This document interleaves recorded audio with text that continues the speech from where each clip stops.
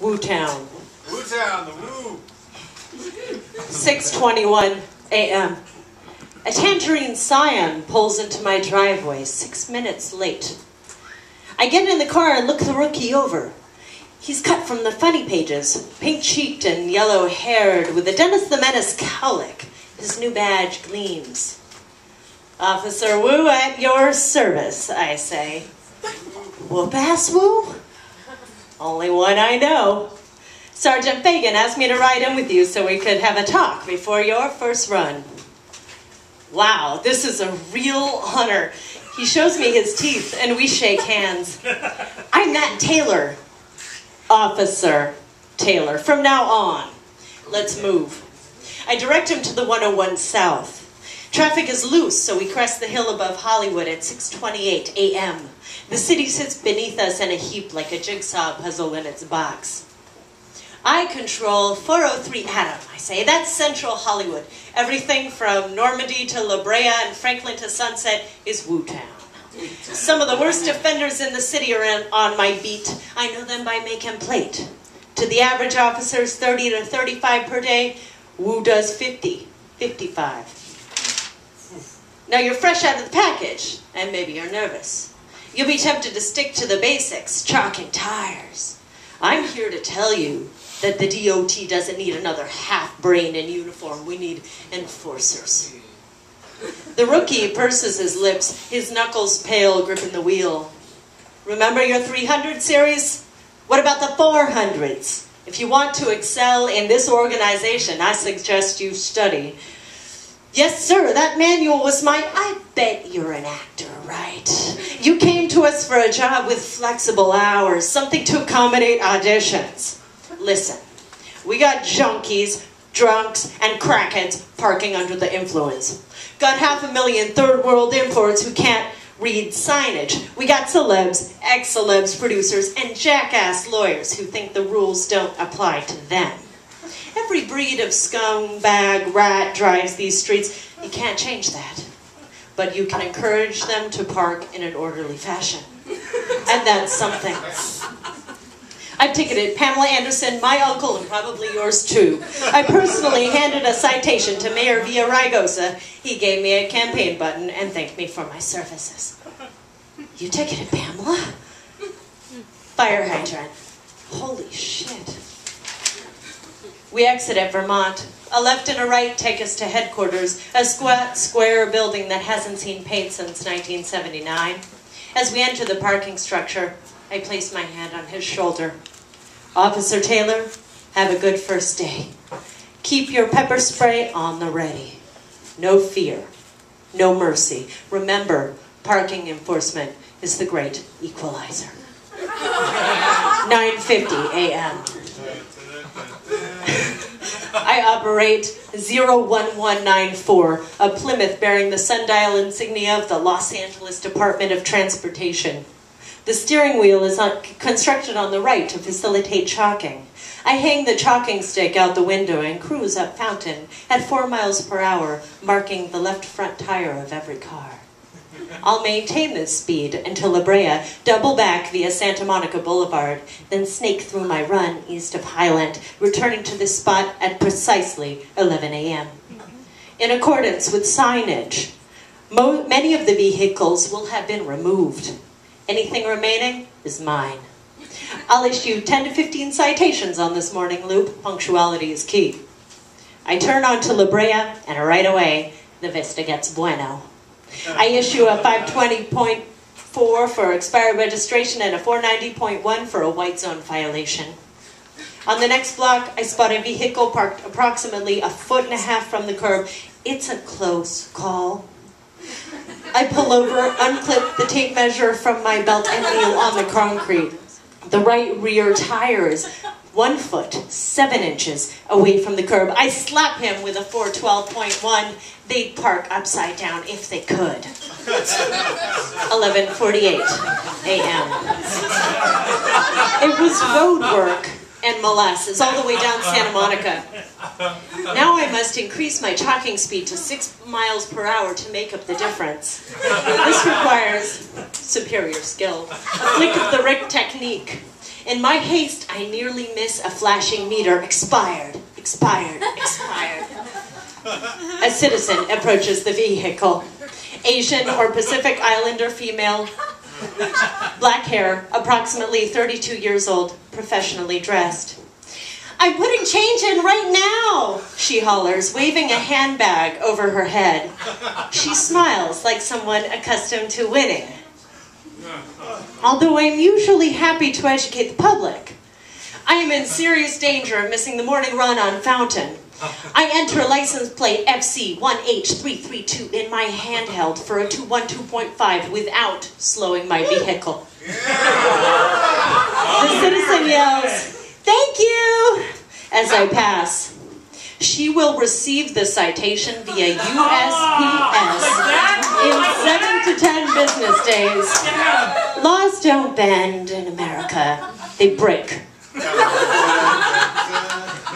3:31 p.m. I pull beside a beige Oldsmobile, occupying a blue zone in the Rite Aid parking lot on Sunset. I possess a sixth sense about disabled parking. Something is wrong here. I note a citizen behind the wheel, African-American male, gray hair, 65 to 70 years old, indeterminate height due to seated position. I slide my pepper spray into the unlocked position and approach the Oldsmobile. I tap on the vehicle, on the window with my flashlight. The citizen slowly cranks the glass down. "Can I help you, officer?" I lean in to read the placard hanging from the cracked rear view mirror. The date is current, but I am not convinced. "Officer Wu to dispatch," I say into my CB. "Run disabled placard 002112546 for me." I throb with anticipation.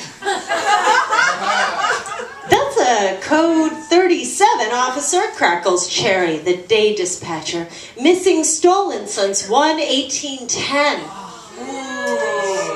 "Get the boys out here," I growl. "Code 4.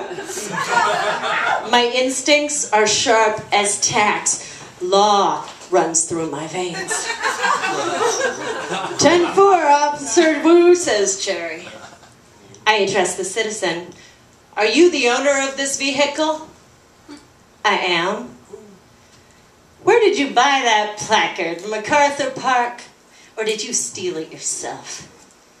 "Hold up," says the citizen. "I am a Vietnam vet. I got 27 pieces of shrapnel in me and I can't walk distances. I'm a disabled American." "Save it for the police."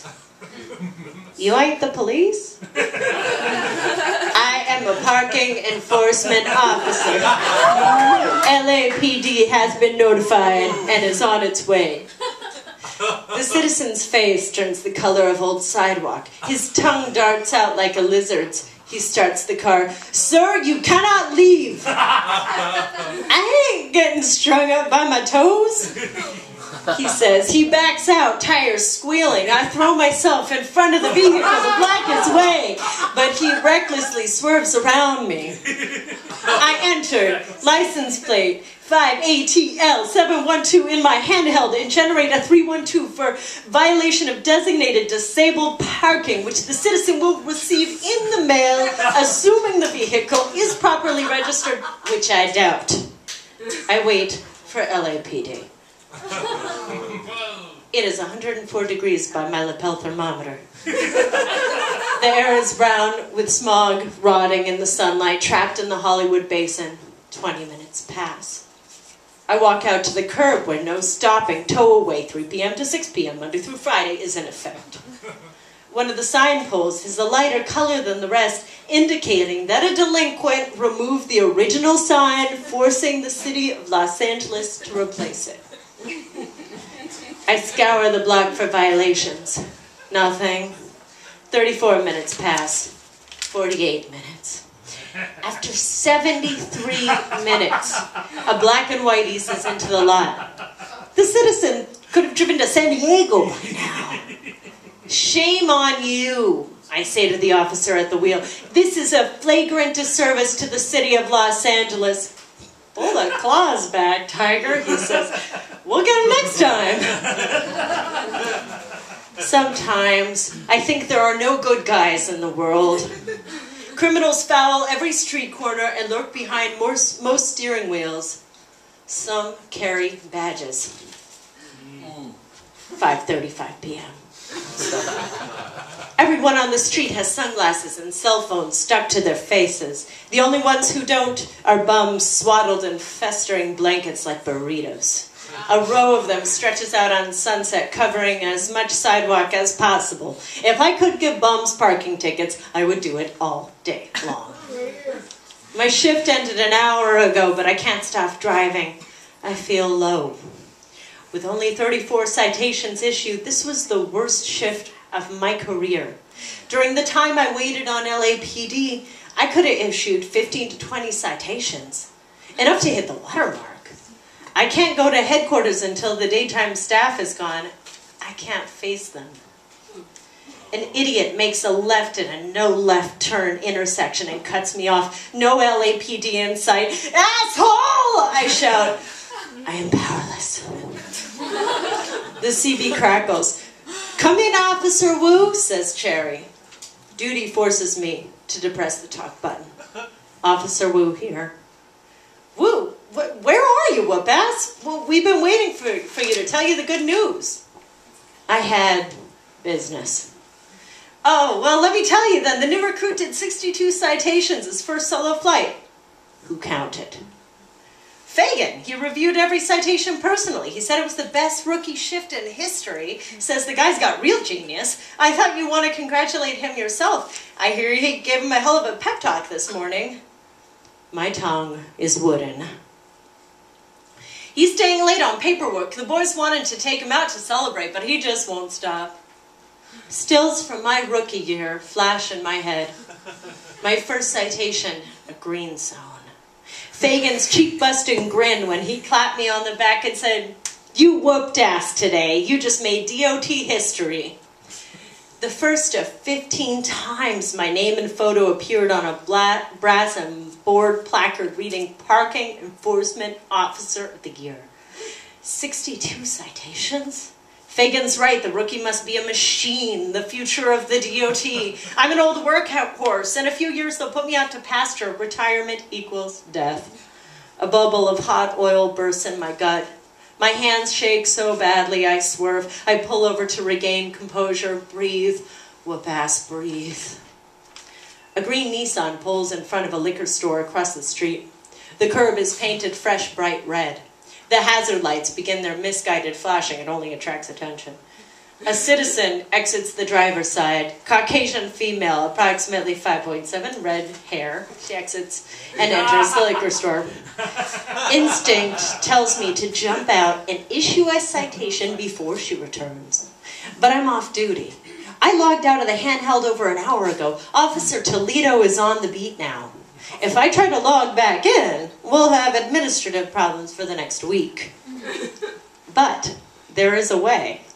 My belt printer could, hypothetically, run out of paper, forcing me to write citations manually. I could ink in an earlier hour. No one would know the difference. Whoa. The citizen couldn't prove anything. It isn't honest. It isn't right. But neither is parking in a red zone. Through the doorway of the liquor store, I see the citizen making her purchase at the counter. It's now or never.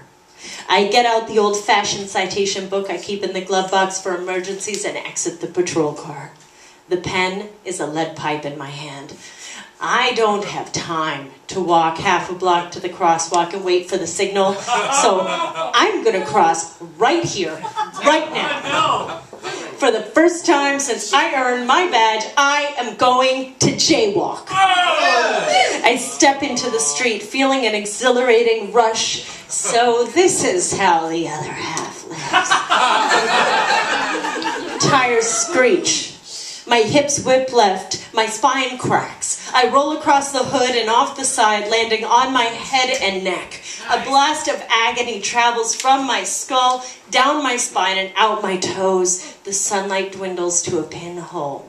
I feel the concrete split underneath me, and liquid seeps out through the fissure. Los Angeles is spilling its putrid guts. It's high time for a flood. My uniform is soaked. It's hot.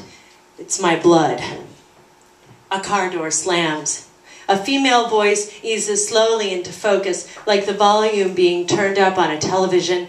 Oh shit! Oh my God! Eddie, you hit a cop! I told you to goddamn slow down, Eddie!